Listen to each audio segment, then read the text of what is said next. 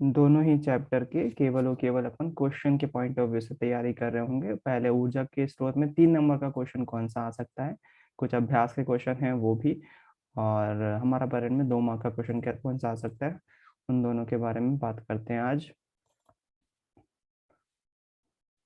मुझे 2 सेकंड दीजिए। Science chapter 14, ऊर्जा के स्रोत। तो ऊर्जा के स्रोत से जो है 3 मार्क का क्वेश्चन आना है, बहुत इजी सा आ रहा होगा क्वेश्चन, है ना। ऊर्जा के स्रोत हमारे पास जितने भी टॉपिक हैं उनमें से एक 3 नंबर का क्वेश्चन बन सकता है, और सबसे पहले आप जाएंगे अभ्यास के क्वेश्चन पे, तो कुछ लिमिटेड क्वेश्चन मिलेंगे आपको 3 नंबर के हिसाब से, जो आपको पता होना चाहिए। पहली बात ये बताओ, ये चैप्टर हम पढ़ चुके हैं क्या?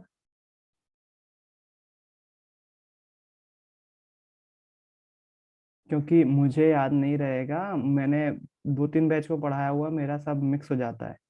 क्या हमने ये चैप्टर भैया पढ़ा ये है? 14 चैप्टर नहीं पढ़ा। अभी एक भी बार नहीं पढ़ा।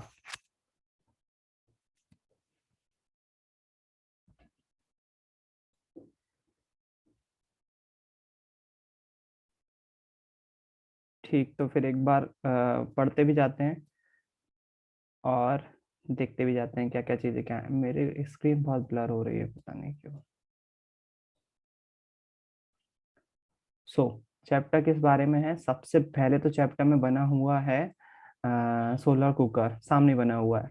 तो सबसे पहले तो आपको सोलर कुकर के बारे में पता होना चाहिए। सोलर कुकर क्या है, क्या फायदे हैं, क्या नुकसान है ना।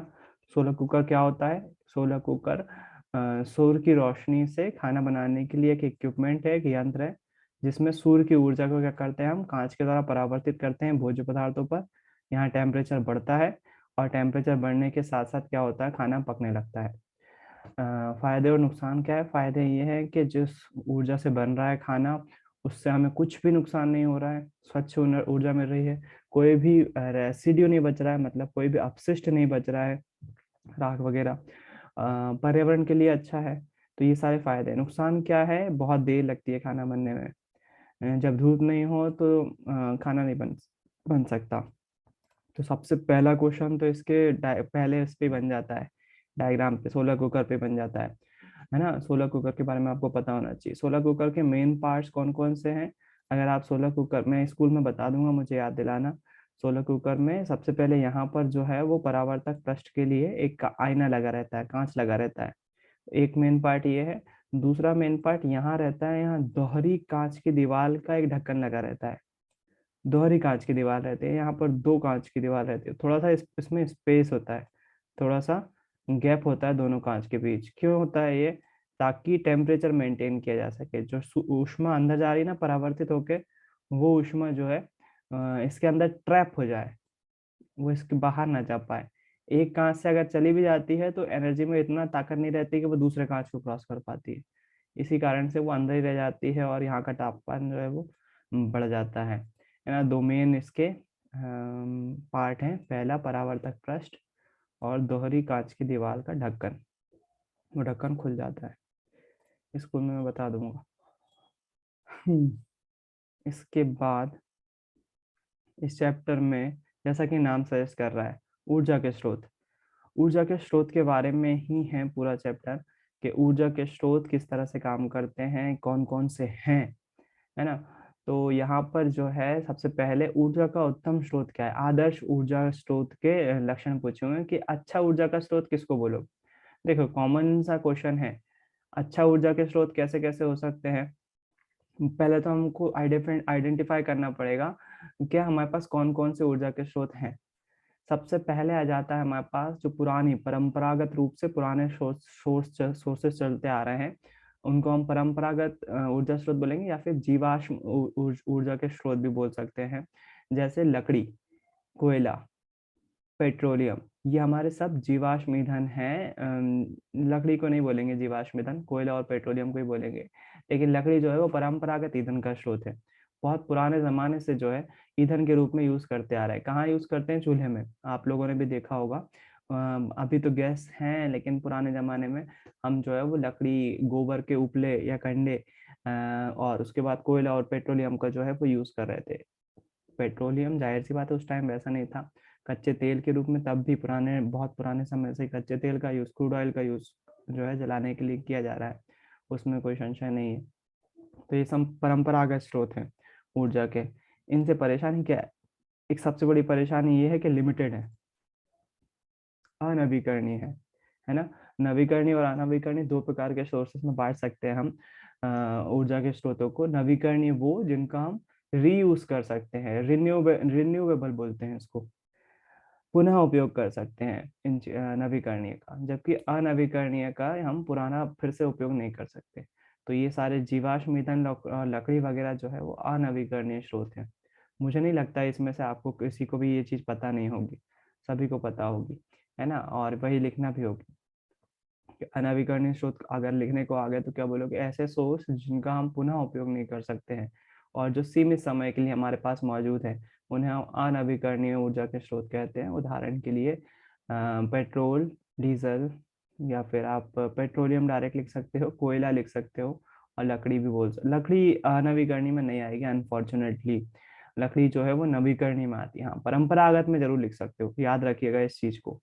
लकड़ी को हमेशा नवीकरणीय स्रोत में गिना जाता है।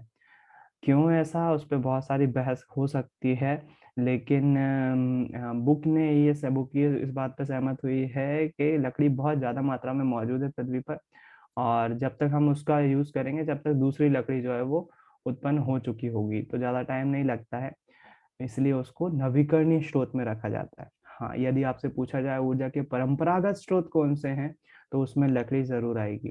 दोनों में ध्यान रखिएगा, लकड़ी और पानी दोनों ही नवीकरणीय स्रोत में आते हैं। हालांकि लिमिटेड है, बिल्कुल आपसे सहमत हूं मैं कि खत्म हो सकते हैं ज्यादा मात्रा में यूज करने पर, लेकिन फिर भी इन दोनों को नवीकरणीय में ही रखा जाता है।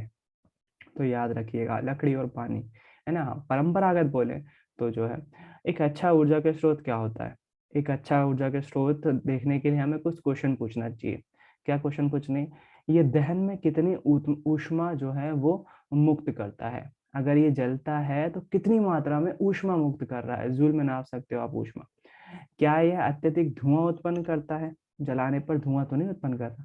क्या यह आसानी से उपलब्ध है? हर जगह मिल रहा है कि नहीं मिल रहा है?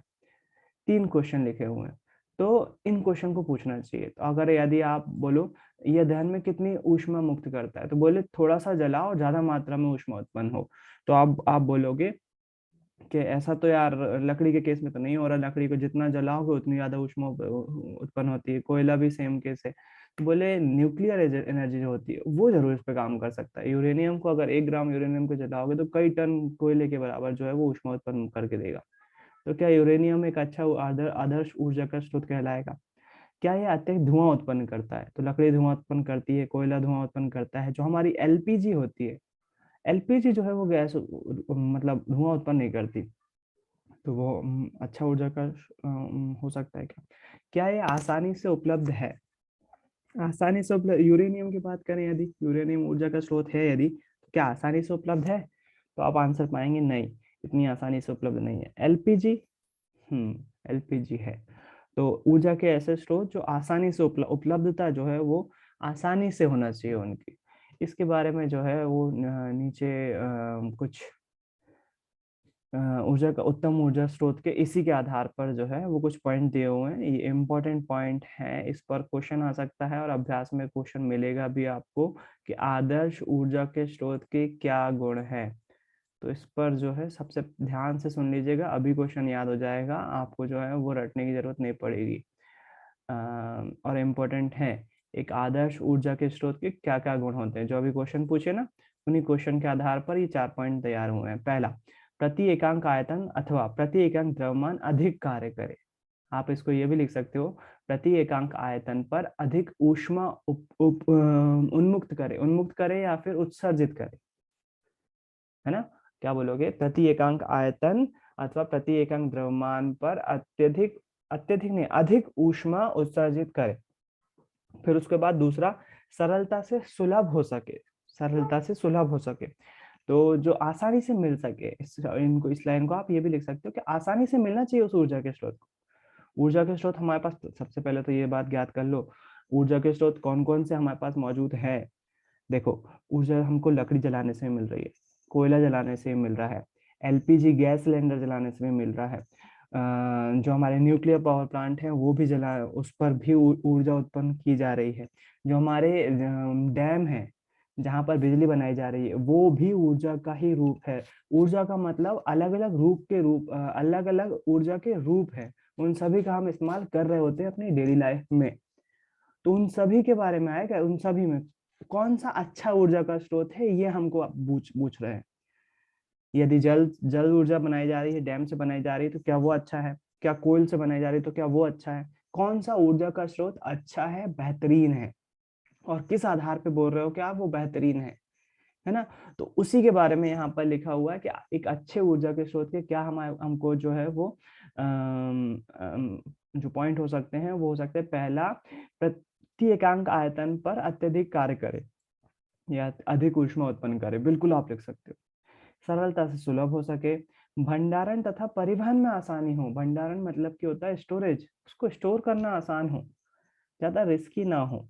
उदाहरण के लिए जो है कठिनाई जा सकती है अगर हम कोल रख रहे हैं तो, घरों में कोयले की आपने जो है कोयला भंडारित करके रख लिया, स्टोर करके रख लिया एक कमरे में, गलती से चिंगारी लग गई तो वो कोयला धधक उठेगा, आग जला लग जाएगी, और इतनी ताकत होगी उस आग में कि छत तक जो है वो डैमेज हो जाएगी आपकी।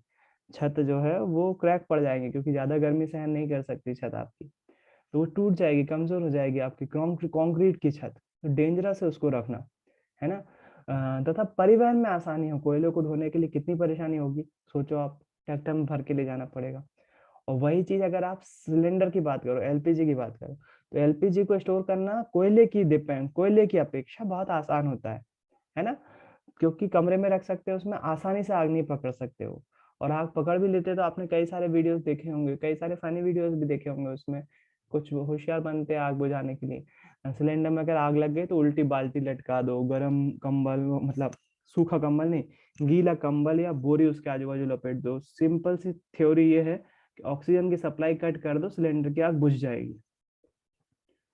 हालांकि कुछ होशियार नहीं बनना चाहिए अपन को, खुद से जब इमरजेंसी हो तो ही ऐसा करना चाहिए, खुद से नहीं बनना चाहिए। कई सारे ऐसे वीडियो मिल जाएंगे जहाँ पर लोगों की होशियारी से जो है उन एक्सीडेंट हो गए। तो कभी इन केस बाय चांस कभी अगर सिलेंडर में आग लग जाती है, तो सबसे पहले ऑक्सीजन सप्लाई कट करना है। सिलेंडर में अगर आग लगी हुई तो गर्म कंबल या लेके जाओ, और कौन सा, गीला, सूखा नहीं, सूखा लेके जाओगे वो भी आग पकड़ लेगा। गर्म कंबल या बोरी लेके जाओ, उसके आसपास लपेट दो पूरी तरह से, उसके कारण से अब गर्म कंबल या बोरी की आड़ में आप रहोगे तो आप भी नहीं जलोगे। तो उसको जो है वो बंद लपेट कर, जैसे ही हम बंद डालते हैं गर्म कंबल या, तो ऑक्सीजन की सप्लाई रुक जाती है, गैस लीक होती रहेगी लेकिन आग बुझ जाएगी। आग बुझ जाएगी तो उसको उठाकर जो है बाहर आप सड़क पर खुले मैदान में रख दो, ताकि वो गैस जो निकल रही है वो हवा में मिल जाए, कहीं आग न फिर से ना पकड़े।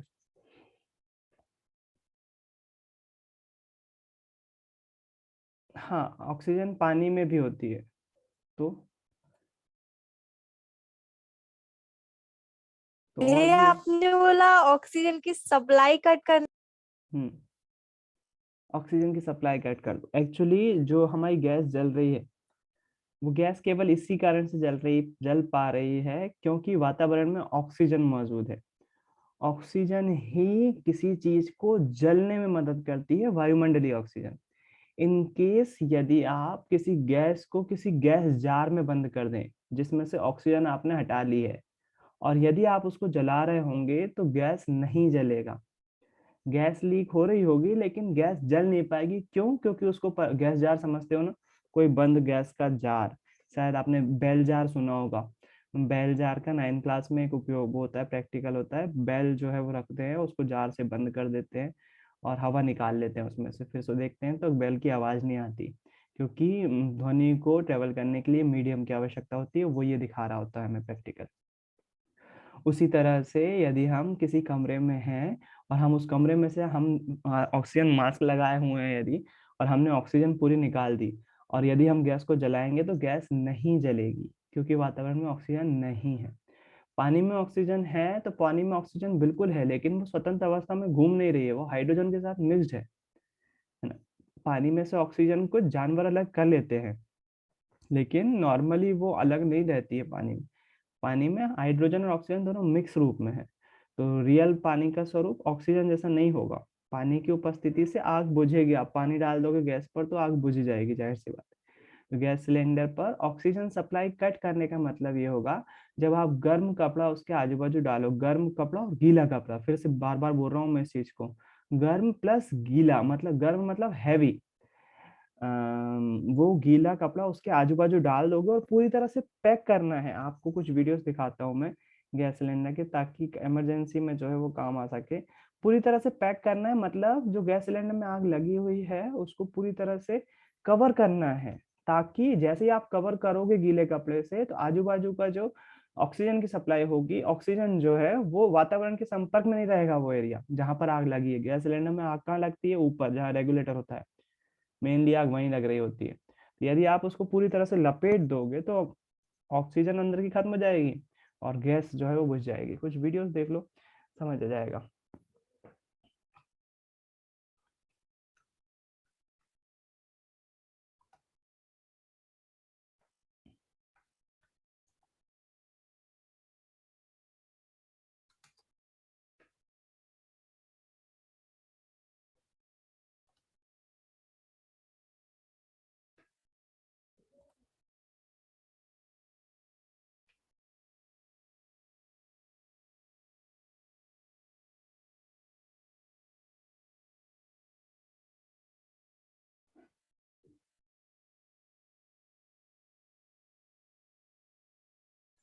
ठीक है, ये ठीक है। करने अलग वाले कोई हेलो अलग तरह से आग कैसे लगती है फ्रेंड्स, सिलेंडर में, उसको नमस्ते। कैसे मैं इस चीज को कृपया कर ट्राई ना करें। सामने देख रहे हो, फायर सेफ्टी ऑफिसर हैं वो, उनका काम है वो चीज समझाना। कभी इमरजेंसी में आपके साथ ऐसा होता है तो उसकी बेसिक साइंस पता होना चाहिए, बिल्कुल बेसिक साइंस, है ना। यदि यही आग सिलेंडर की जगह सर्किट में लगती, किसी डीपी पर लगती, तो आप पानी नहीं डालेंगे। अगर आप पानी डालेंगे तो आप करंट की चपेट में आ जाएंगे। तो बिल्कुल बेसिक साइंस होती है जो समझना होती है। अगर वो संजय बेसिक साइंस समझी हुई है तो आपसे गलती नहीं होगी। अगर थोड़ा बहुत भी यहाँ पर लफड़ा है, अगर आपकी थोड़ी बहुत भी बुद्धि उल्टी चल गई, बिल्कुल थोड़ी बहुत भी साइंस नहीं समझ पाए, तो कांड का और सुंदर कांड हो जाएगा, मतलब कांड से और भी बड़ा कांड हो जाएगा। इसलिए बेसिक साइंस समझना उसकी, है ना। बिल्कुल बेसिक साइंस क्या हो रहा है यहाँ पर, नहीं तो तुम अपने जगह तो दिमाग, पहली बात तो दिमाग खाली रखना, पहले से जो भरा हुआ निकाल देना, नहीं तो अपने में अपना गुंतारा जोड़ दो और खुद भी कुछ भी कर दो। जब इमरजेंसी कंडीशन में क्या करना चाहिए वो इस वीडियो में सिखा रहे हैं आप। कुमार दास फायर आप सेफ्टी सभी ऑफिसर को है। मेरे YouTube चैनल पर बहुत बहुत ही स्वागत करता हूँ। फ्रेंड्स, सबके घर में मौजूद है उसी समय।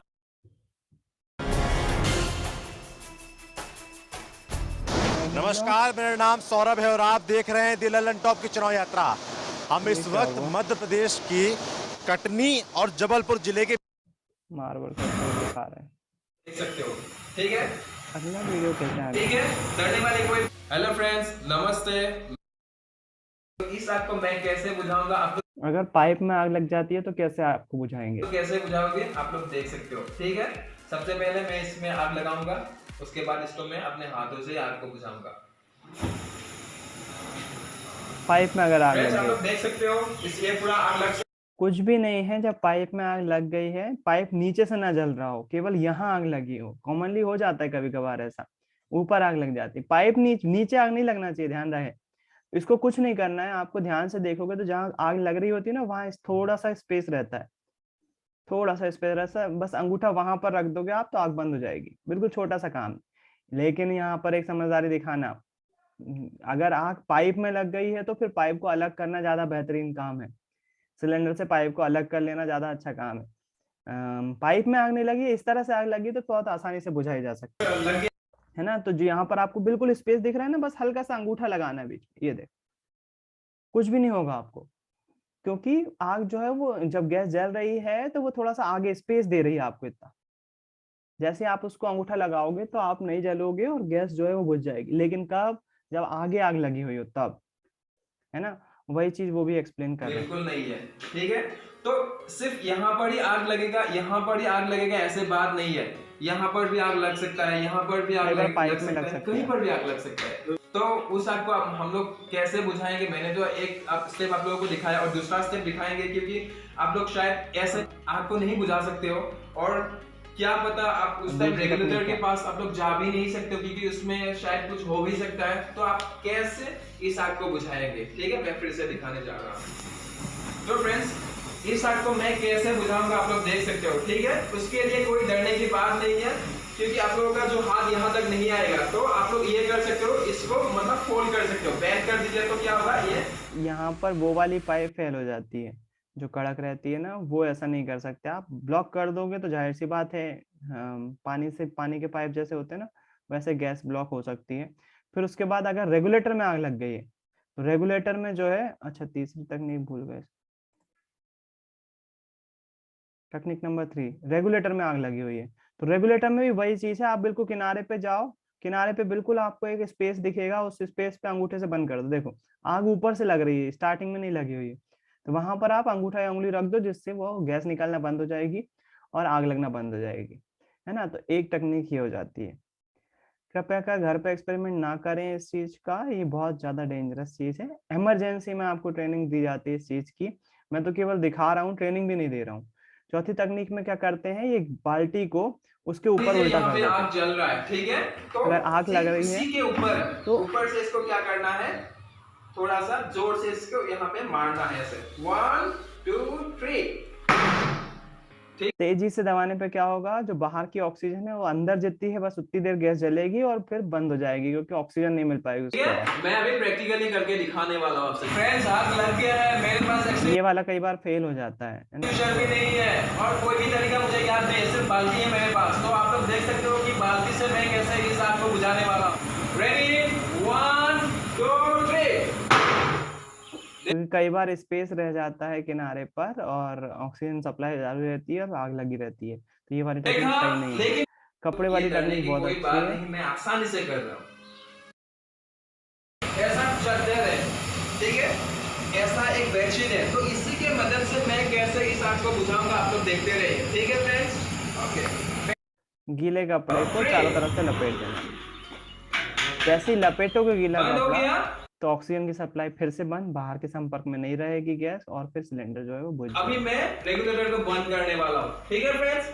मुझे कोई मतलब फिर उसके बाद गैस लीक हो रही है, तो गैस लीक में रेगुलेटर बंद कर दो, या फिर निकाल दो, या फिर खुले में रख दो उसको, है ना। तो इस तरह से आग लगने से बचाया जा सकता है, लेकिन बहुत सारी बातें जो है वो ध्यान में रखना चाहिए, नहीं तो बहुत सारी चीजें यहाँ पर गड़बड़ हो सकती है।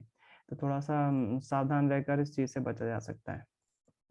तो स्टोर करने में सहायता करना चाहिए। अच्छा ऊर्जा का स्रोत कैसा होता है, कम जलाने पर ज्यादा मात्रा में ऊष्मा उत्पन्न करे, सरलता से आसानी से मिल जाए, भंडारण स्टोरेज सही हो, परिवहन आसान हो, ट्रांसपोर्टेशन इजी हो, कदाचित सबसे अधिक महत्वपूर्ण है कि सस्ता भी हो।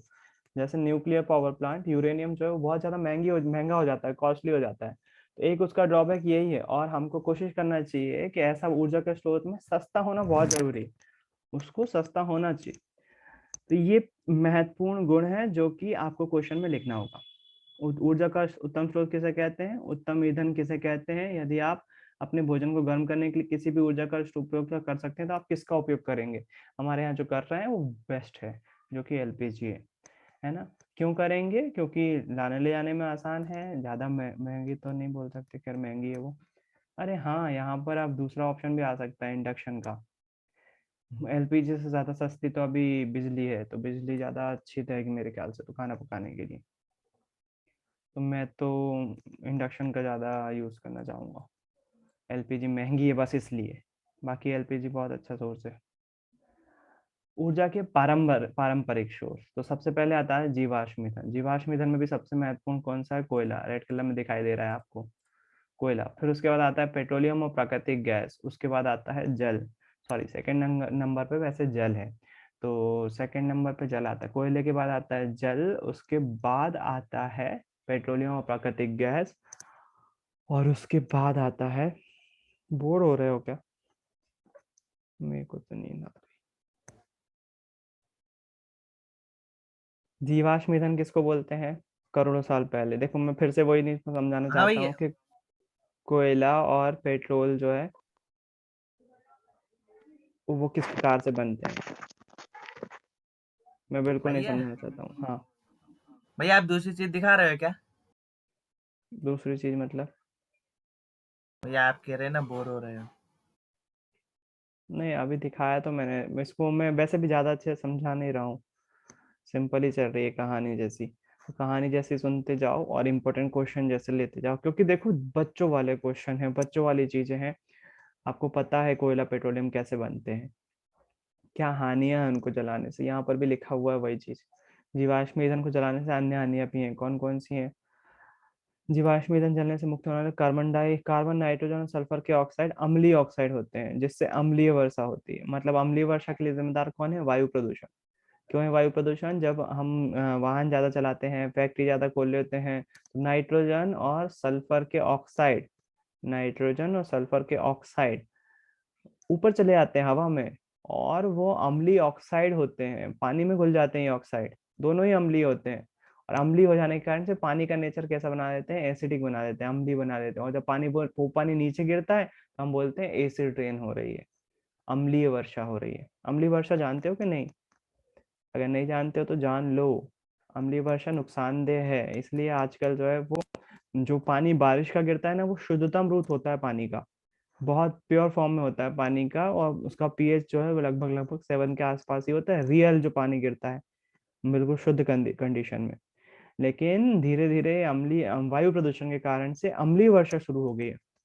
तो अम्लीय वर्षा में जो है इस पानी का जो पीएच पॉइंट होता है वो 7 से स्लाइटली कम हो जाता है, और उसी के कारण से वो हमारी त्वचा के लिए भी हानिकारक है, हमारी फसलों के लिए भी हानिकारक है, और हमारे इम्पोर्टेंट मॉन्यूमेंट्स जैसे कि ताजमहल जैसे जो हमारी इमारतें हैं उनके लिए भी हानिकारक। केवल ताजमहल नहीं, पुराने जितने भी किले हैं जो चूना पत्थर से बने हुए हैं, तो चूना पत्थर या मार्बल से बने हुए हैं, उन सभी के लिए डेंजरस है वो, है ना। हमारी बॉडी के लिए डेंजरस है, फसलों के लिए डेंजरस है, और तो और हमारे जो मॉन्यूमेंट्स हैं उनको भी जो है वो क्षरित कर देते हैं। जब एसिड गिरेगा मार्बल पे या चूना पत्थर पे तो वो खुरदुरा हो जाएगा, खुरदुरा जैसे ही हुआ हवा से वो धीरे धीरे जो है वो गायब होने लगेगा, छनने लगेगा एक तरह से, है ना। तो ताजमहल विघटित हो रहा है केवल और केवल अम्लीय वर्षा के कारण से। वायु प्रदूषण की समस्या के अतिरिक्त कार्बन डाइऑक्साइड जैसी गैसें ग्रीन हाउस प्रभाव को याद कीजिए। थोड़ा बहुत याद आ रहा होगा। ग्रीन हाउस इफेक्ट क्या था? ग्रीन हाउस इफेक्ट के कारण से ग्लोबल वार्मिंग की परेशानी होती है। ग्रीन हाउस इफेक्ट मैंने यार समझाया नहीं है, ग्रीन हाउस इफेक्ट किसको समझाया है फिर? भैया समझाया है आपने। तो ग्रीन हाउस इफेक्ट के कारण से जो पृथ्वी के आजू बाजू का वातावरण है वो एक परत जैसी बना लेता है, जिससे सूर्य का प्रकाश जो है वो ट्रैप हो जाता है। ट्रैप हो जाता है तो क्या हो जाता है? सतह का तापमान जो है पृथ्वी का वो बढ़ने लगता है, राइज होने लगता है, जिसके कारण से ध्रुवों पर जमी हुई बर्फ जो है वो पिघलने लगती है, और हमें जो है वो परेशानी होती है। तो उसको ग्लोबल वार्मिंग बोलते हैं। इसके कारण से पौधगर इफेक्ट के कारण से ही ग्लोबल वार्मिंग जो है वो हो रही होती है। हाँ। भैया हम्म, हमारे सूर्य का मतलब आकार बढ़ रहा है क्या?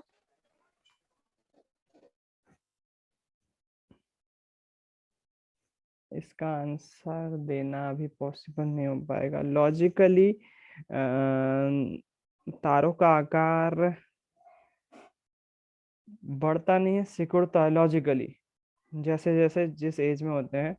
एक्चुअली देखो, इस तरह से तारे बनते हैं, जब शायद आप लोगों को पता भी होगा कुछ लोगों को, तारे जब बनते हैं तो बहुत सारे बादल रहते हैं, मतलब एक तरह से बहुत सारी गैसेस के बादल हैं।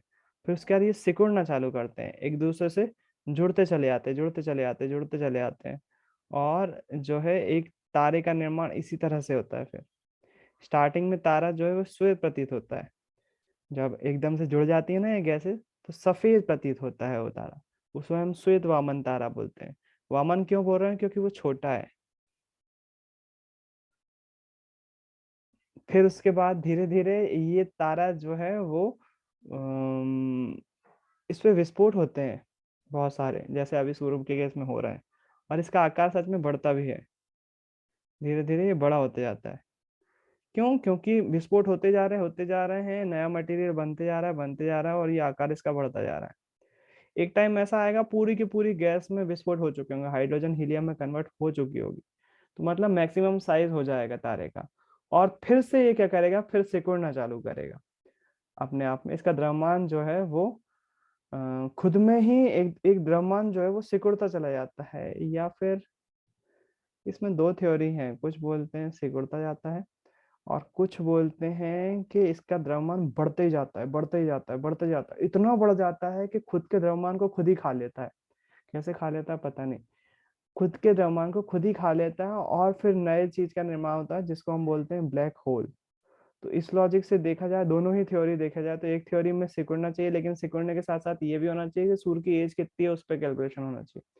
तो मैं बिल्कुल सहमत हूँ। कुछ वैज्ञानिक बोल सकते हैं कि पृथ्वी का जो सूर्य का आकार है वो बढ़ रहा है, कुछ वैज्ञानिक बिल्कुल बोल सकते हैं। कुछ वैज्ञानिक ये भी बोल सकते हैं इसके हिसाब से नहीं, उसका द्रव्यमान कम हो रहा होगा।